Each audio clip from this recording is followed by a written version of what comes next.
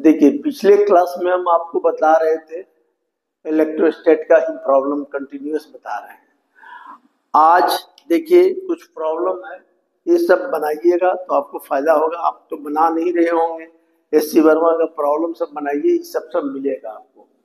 देखिए इसमें हम देखिए ए क्या है, तो देखिए पहला प्रॉब्लम है find the equivalent capacitance between M और एन।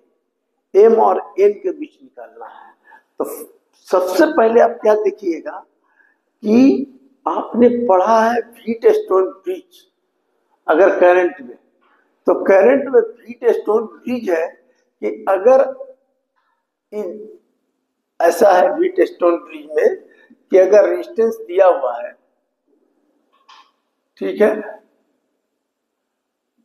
ये हो गया, ये हो गया, ये हो गया, और P और Q R X, P by Q और R बाई एक्स अगर इक्वल है तो व्हीट स्टोन ब्रिज को फॉलो करेगा।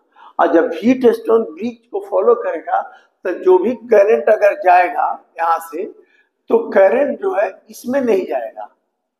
No current pass through the galvanometer, मतलब मान लो गैल्वेनोमीटर लगा दिए तो इससे करंट नहीं पास होगा। अगर ऐसा रेशियो आ गया तो ऐसा प्रॉब्लम जब भी रहेगा तो सबसे पहले आप क्या देखिएगा कि रेशियो करके, तो हम रेशियो करके देखते हैं इधर। तो देखिए पहला हो गया सी, क्यू की जगह है सी बाई टू, कट गया तो कितना हो गया 2। इधर करके देखते हैं तो सी बाई टू और बाई सी, तो कट गया सी तो 1/2। तो रेशियो जो है 2 इज नॉट इक्वल टू 1/2। इसका मतलब कि रेशियो फॉलो नहीं हुआ। तो व्हीट स्टोन ब्रिज जहां नहीं फॉलो होगा वहां पर करंट का डिस्ट्रीब्यूशन होगा, माने इसमें से भी करंट जाएगा। तो ऐसा कि कैपेसिटेंस में है तो कैपेसिटेंस में इधर रेजिस्टेंस में रहेगा। आप किरचॉफ लॉ पढ़े हैं, तो अगर मान लिए करंट रहेगा तो यहाँ पर करंट आएगा, फिर इधर भी जाएगा इधर भी जाएगा, तो डिस्ट्रीब्यूशन हो जाएगा, फिर लंबा प्रोसेस हो जाता है। इसमें क्या है, चार्ज है, तो चार्ज जो जाएगा यहाँ जाएगा यहाँ जाएगा, तो ये प्रॉब्लम हम लंबा हो जाता है। तो इसको हम बाद में बताते हैं, पहले और दोनों बताते हैं तब उसके बाद, क्योंकि आपको हम समझा दिया कि व्हीट स्टोन ब्रिज में ये रेशियो जरूर चेक कर लीजिएगा। इसमें भी रेशियो बराबर नहीं आया इसलिए। अब रही सवाल, देखिए अब पहले दूसरा प्रॉब्लम क्या है। दूसरा, पहला पूरा भर जाएगा इसलिए हम नहीं बता रहे हैं, बताएंगे ये दोनों बताने के बाद। देखिए पहला है एक पैरेलल प्लेट कैपेसिटर। तो पैरेलल प्लेट कैपेसिटर है, ठीक है, ये parallel plate capacitor, beach air between the plate has a capacitance दिया हुआ है, यानी कैपेसिटेंस दिया हुआ है 9 माइक्रोफैराड। जैसे रहेगा वैसे लिख लीजिएगा। जिस separation between the plate is D, separation between the plate is D है, समझ गए? अच्छा, डी है। अब कहता है the space between the plate is now filled with 2 dielectrics. अब 2 डाइलेक्ट्रिक्स डाल दिए, तो आप सोचिए कि 2 डाइलेक्ट्रिक डाल दिए तो एक डाइलेक्ट्रिक मान लीजिए K1 दे दिया, जो 3 दिया हुआ है। तो देखिए यहां से ये मान लीजिए K1 हो गया, यहां से K2 हो गया। तो कहता है K1 है तो थिकनेस क्या है D, तो थिकनेस क्या हो गया D, तो D हो गया। तो बचा कितना, टोटल D है तो D। अब दूसरे वाले में कहता है क्या, नहीं K1 है तो थिकनेस कितना है D/3, ठीक है। तो दूसरे में क्या होगा, थिकनेस 2D/3। तो कैसे होगा, टोटल कितना था D में से D/3 घटाया तो कितना हो गया 2D/3। तो E हो गया 2D/3 और E हो गया D। ये दिया हुआ है आपका। अब कहता है देखिए ऐसा हिसाब दे दिया तो कैसे बनाइएगा। तो कहता है कि बताइए A parallel plate capacitor with air between the plate has a capacitance इतना C दिया हुआ है, तो कहता है separation between the plate is T and the space between the plate is now filled with a two dielectric K1 equal to इतना with a thickness इतना है, K1 है तो इतना हो गया और K2 है तो इतना है, तो कैपेसिटेंस ऑफ कैपेसिटर क्या होगा। तो देखिए अब कैपेसिटर निकालना है तो आप एकदम सिंपल है ये सब, तो क्या करने का, दोनों क्या है कि capacitors are connected in capacitors are connected in series है, सीरीज तो क्या होता है, सीरीज में रहेगा तो क्या हो जाएगा 1/c equal to 1/c1 plus 1/c2, ठीक है। अब आप जानते हैं कि 1 मतलब सीरीज में हो गया क्योंकि इसका डायलेक्ट्रिक क्या है, K1 है, D/3 पर है, दूसरा जो है तो सीरीज में हो गया, तो सीरीज के लिए हम लोग क्या लिखते हैं इतना, और कैपेसिटेंस क्या होगा, तो कैपेसिटेंस बराबर फार्मूला होता है ε0 A/D, यहाँ पर K1, अगर K1 के लिए लोगे तो, दूसरे के लिए लोगे तो क्या होगा, तो देखिए यहाँ पर कितना है, पहला वाला में D/3 तो D/3 कर दीजिए, दूसरा केस में क्या होगा, एरिया m है, ये हो जाएगा K2, तो इसका D कितना हो जाएगा 2D/3, तो 2D/3 तो इसमें बैठा दीजिए, तो इसमें बैठाएंगे तो कितना आएगा, देखिए 1/c। देखिए आपका प्रॉब्लम है, देखिए अब हम बता रहे हैं कैपेसिटेंस का, ये जो पहला प्रॉब्लम है उसको हम बाद में बताते हैं, पहले छोटा प्रॉब्लम बताते हैं। A parallel plate capacitor with air between the plate है ये कैपेसिटेंस दिया हुआ है, मतलब पैरेलल प्लेट कैपेसिटर का कैपेसिटेंस दिया हुआ है 9 माइक्रोफैराड, कहता है separation between the plate is D, मान लो separation between the plate is D है, ठीक है। अब कहता है space between the plate is now filled with two dielectric, तो दो डाइलेक्ट्रिक्स डाल दिया ये दोनों के बीच में, तो एक डाइलेक्ट्रिक्स जो है उसका K1 है, उसका वैल्यू दिया हुआ है 3 और सेपरेटेड बाय डिस्टेंस कितना है D/3, और दूसरा जो है उसका डाइलेक्ट्रिक क्वेश्चन में दिया हुआ है 6।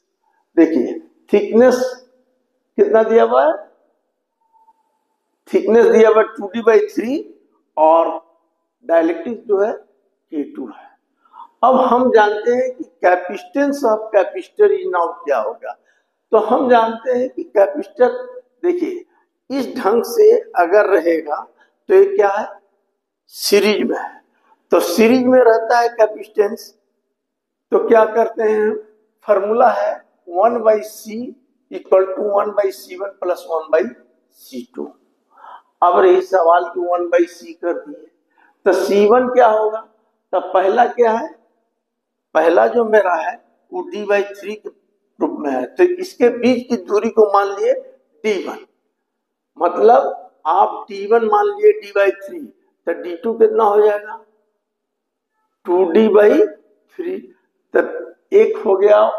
हम जानते हैं कैपेसिटेंस में पैरेलल प्लेट कंडेंसर का क्या होता है ε0 A/D, लेकिन अगर डाइलेक्ट्रिक इंट्रोड्यूस रहेगा तो इसमें K हो जाता है, तो K कर दिए, तो ये फार्मूला हो गया।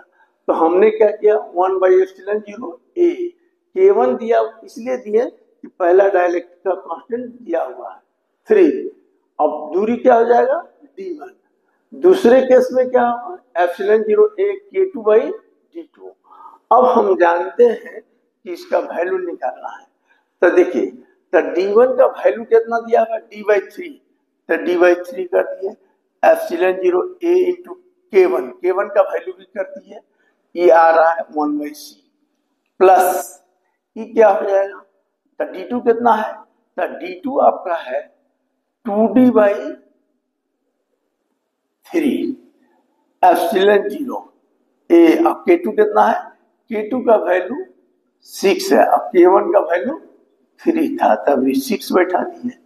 अब देखिए, अब ऐसा है, इसको सॉल्व कर दीजिए। तो देखिए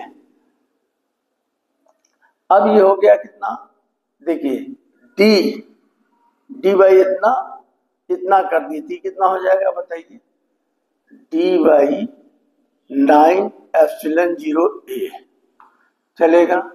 ई कितना हो गया 2D, ई कितना नीचे कितना हो जाएगा 18 एप्सिलॉन 0 ए। एलसीएम ले लीजिए तो क्या हो जाएगा 18 एप्सिलॉन 0 ए। इसमें इससे डिवाइड कीजिएगा 2 आएगा, तो 2 से मल्टीप्लाई कर दिए तो 2D। ये कितना हो गया 2D, कितना हो गया 4D बाई 18 एप्सिलॉन 0 ए। ठीक है, 1 बाई सी हमको निकालना है। ए इक्विवेलेंट कैपेसिटेंस क्या होगा सी, तो आप पहले ई देख लीजिए, तो उलट दीजिए तो कितना हो जाएगा 1 बाई सी। उलटेंगे तो कितना हो जाएगा, उल्टेंगे तो आपका हो जाएगा सी बाई 1, आई हो जाएगा 18 0 एप्सिलॉन बाई क्या होगा 4D। ठीक है, हमको इक्विवेलेंट कैपेसिटेंस निकालना है, तो सी इक्वल टू क्या हो जाएगा 18 by 4 into epsilon 0 A by D. तो ई आपको दिया हुआ है पैरेलल प्लेट कंडेंसर का, ये जो नया कैपेसिटेंस जो निकल रहा है इसको सी डैश मान लीजिए। चलिए, तो जो नया निकल रहा है वो क्या हो जाएगा, देखिए सी डैश इक्वल टू हो जाएगा 18 बाई 4, ये कितना है 9, तो काट दीजिए 2, ये कितना हो जाएगा 9, 9 9 81 बाई 2 बराबर क्या हो गया 40.5 माइक्रोफैराड। ये रिजल्ट आ जाएगा इसका। देख लीजिए हमने क्या किया, ये देखिए ये दोनों सीरीज में था, तो सीरीज में कैपेसिटर था कनेक्टेड, ई सीरीज का हम फार्मूला लगाए और सिर्फ सोल्व किए। अब सोल्व करने के बाद मेरा इक्विवेलेंट कैपेसिटेंस आ गया C1 equal to 18 by 4 into epsilon 0 है। यहाँ दिया हुआ है कि पैरेलल प्लेट कैपेसिटर भी थे एयर में रहेगा, तो प्लेट कैपेसिटेंस क्या होगा 9, तो एयर के लिए ही हो गया। देखिए के नहीं है, के रहता तो डाइलेक्ट्रिक होता, तो ये रिजल्ट हो गया। ये पहला, ये दूसरा बता दिए। तो ये सब capacitance of parallel plate condenser के हिसाब बनाइए। देखिए दूसरा क्या है, दूसरा भी आसान है। देखिए दूसरा क्या है कि आपका बीच कहता है कि in circuit in current teacher the steady state of circuit. Steady state of circuit में क्या होता है, तो देखिए स्टेडी स्टेट ऑफ सर्किट में दिमाग लगाइएगा, ये steady of state of circuit, देखिए स्टेडी स्टेट ऑफ सर्किट है। देखिए हम कैपेसिटर से बहुत सारा हिसाब बता दिए, आप बनाइए, सी वर्मा में भी है ये सब। इस circuit when A current reaches the steady state of circuit the charge on a capacitor of capacitance will be क्या होगा। तो सोचिए ईएमएफ है, ई कैपेसिटेंस है, तो स्टेडी स्टेट में पहले करंट देखना चाहते हैं क्या होता है। तो करंट क्या होगा, तो करंट इक्वल टू होता है ई बाई टोटल रेजिस्टेंस। तो ये क्या हो गया, रेजिस्टेंस क्या होगा, तो रेजिस्टेंस जो लेंगे हम, सुन लीजिए, रेजिस्टेंस जो लेंगे ये आर लेंगे, इसको नहीं लेंगे। In case of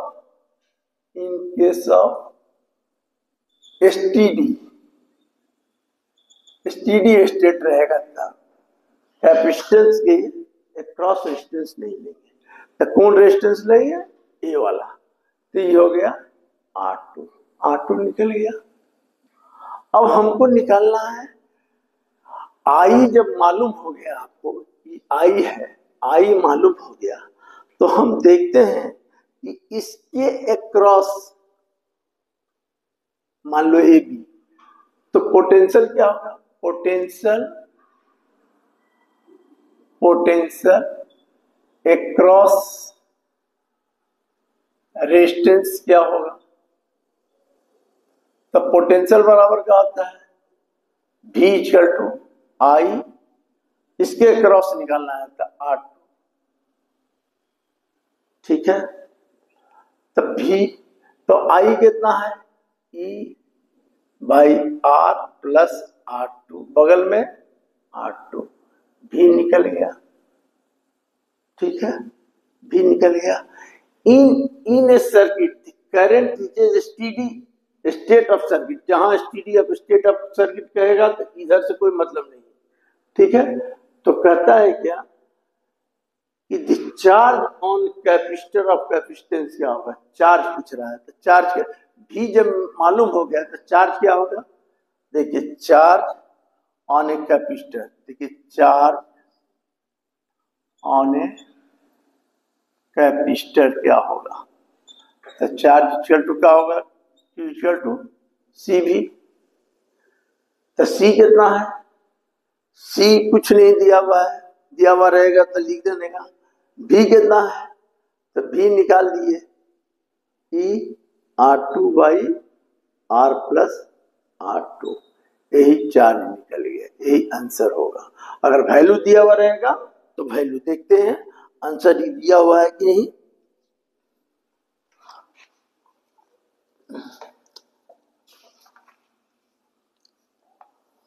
Ce2 ER2 यही है आंसर, यही आंसर है। तो दोनों बन गया। याद रखिएगा कि जहां स्टेडी स्टेट रहेगा तो इसके कैपेसिटेंस के क्रॉस रेजिस्टेंस नहीं कंसीडर किया जाएगा। अब देखिए आता है, अब एक अच्छा क्वेश्चन ये है। अब देखिए इसमें आपको थोड़ा दिमाग लगाना पड़ेगा। देखिए हम पहले बता चुके, ये ऐसा हिसाब आएगा तो क्या कीजिएगा? देखिए ऐसा हिसाब आएगा तो देखिए एक काम कीजिए, ऐसा हिसाब आएगा तो मान लीजिए यहां से Q1 कैपेसिटेंस है, तो देखिए इस पर एक प्लस एक माइनस चार्ज रहता है, तो Q1 यहां पर माइनस Q1, ठीक है। इधर कर दिए Q2, एक जने Q2 माइनस में, एक प्लस एक माइनस, एक प्लस एक माइनस, ठीक है। यहां से गया, देखिए इस चीज को समझिएगा तब आएगा हिसाब, नहीं तो नहीं आएगा। अब बहुत आसान होता है, मैथमेटिक्स आना चाहिए। देखिए अब यहां पर आया, तो यहां पर आया, इधर से Q1 गया, इधर से Q2 गया, यहां पर आया तो हम यहां कर दिए Q3। तो याद रखिए जहां Q3 लिख रहे हैं, जहां दो ऐसे दिया हुआ है, एक में प्लस Q3 होगा, एक में माइनस Q3 होगा, तो यहां पर माइनस Q3 होगा, ठीक है। अब यहां पर आ रहा था क्या? Q1, इधर कर दिए Q3, तो इधर कितना गया? Q1 माइनस Q3, तो एगो प्लस में आएगो माइनस में, लिख नहीं रहे, छोड़ो। अब यहां आया, यहां पर कितना आया? सोचिए, यहां पर इधर से Q2, इधर से Q3, तो ई कहां गया? देखिए तो ई गया Q2 प्लस Q3 बराबर। देख लीजिए, डिस्ट्रीब्यूशन करने के लिए समझ लीजिए, यहां से निकला, तो इधर से कर दिए Q1, तो इधर से Q2, तो यहाँ पर Q2 आया, लेकिन यहाँ जंक्शन आया, तो जंक्शन में क्या होता है कि यहाँ पर करंट बटेगा, माने चार्ज बटेगा, तो चार्ज क्या हुआ, इधर Q3 जा रहा था, तो Q1 है, तो Q1 में से Q3 घटा दिए, यहाँ तक आ गया, Q3 यहाँ गया और Q2 यहाँ आया, तो इधर क्या आ जाएगा, दोनों मिलके Q2 हो गया, Q3 हो गया, तो Q3 2 प्लस Q3 आ गया। अब इतना जब डिस्ट्रीब्यूशन कर दिए तो हमको निकालना है find the equivalent capacitance between the M और N। तो हम मान लिया कि देखिए M और N के बीच टोटल कैपेसिटेंस C है, total capacitance between M and N C, और चार्ज क्या है, टोटल चार्ज क्या दिए हैं, देखिए टोटल चार्ज दिए हैं Q1 प्लस Q2। अब यहां देखिएगा, अगर आपको दिक्कत होगा समझने में तो देखिए, अगर दिमाग लगाइएगा कि हम दिए हैं Q1, देखिए Q1 प्लस Q2, तो यहां से निकलेगा तो भी Q1 प्लस Q2 ही निकलेगा। तो देखिए करके निकालिए, देखिए यहां से क्या गया Q2 प्लस Q3, और इधर से क्या गया Q1 माइनस Q3, कट गया तो क्या हो गया Q1 प्लस Q2, इधर से हम लिए थे क्या Q1 प्लस Q2, बटा था, निकल गया Q1 प्लस Q2, माने ई गया ई निकला, बांटे, ये चीज बांटने आना चाहिए, अगर ये बांटने आ गया तो मैथमेटिक्स आ गया, तो ऐसा किसी तरह का हिसाब बना सकते हैं, और नहीं तो बहुत नहीं बन पाएगा। सुनिए, अब देखिए ये हो गया, अब बट गया, अब हिसाब बन जाएगा। अच्छा, हम माने हैं क्या Q1 प्लस Q2, अब कैपेसिटेंस क्या माने C, तो पोटेंशियल क्या होगा Vm माइनस Vn, पोटेंशियल बराबर क्या होता है total charge by total capacitance, total charge हो गया Q1 plus Q2 by C, equation को एक मान लीजिए, समझिए। अब देखिए, मान लीजिए अब लूप बनाना है, तो ME हो गया, AE हो गया, MB इसको कर दीजिए, EN हो गया। तब पहला लूप लिए, देखिए loop M A B A, M A B M loop हो गया।